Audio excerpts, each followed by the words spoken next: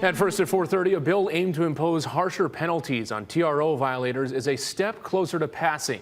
Annalisa Burgos explains what changes are being proposed. Annalisa. Yeah, currently violating a temporary restraining order is a misdemeanor punishable by a minimum 2-day jail sentence and a fine of $150 to $500 for a first offense and more severe penalties for subsequent violations. But supporters believe a stricter law will better protect domestic violence victims. This bill is more than just policy. It is protecting lives. State House lawmakers passed a bill aimed to ensure greater accountability for TRO violators, clearing its last major hurdle. We passed this bill in honor of Teresa Cachuelo. Today, we honor her memory with action, ensuring that no family has to endure the same heartbreak. It was a moment that brought joy and relief to Cachuela's mom, who fought for the changes. Her daughter was killed by her estranged husband before Christmas in 2023. I remember her talking to me and telling me how much she wanted to fight for other women, how she tried to. And it's unfortunate that it takes her death to just start this movement, you know. God had better plans. He had bigger plans, plans that I didn't see. So honestly, all glory is to God.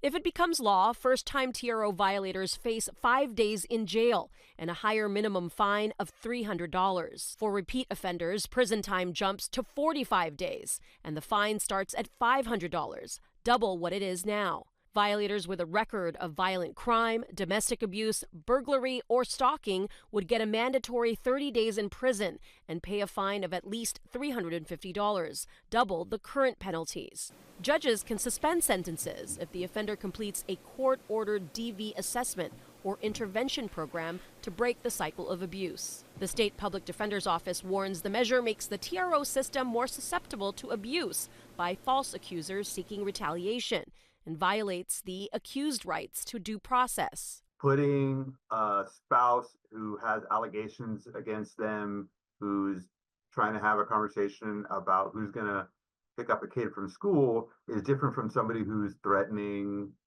another person with a gun. These are big differences that need to be hashed out by judges and with advocates there. And so lumping everybody together, it's going to have the unintended consequence of backing up the court system. But advocates say it's a small price to pay to combat what they call an epidemic in Hawaii. That 5 days can be a difference between life and death for a victim of domestic violence, to make sure that they have a place that they can go to be safe and get the help that they need. I would far rather have someone stay alive and be safe than worry that perhaps we have too many people sitting in a jail cell. The bill is expected to pass out of conference committee and head to the governor for signature.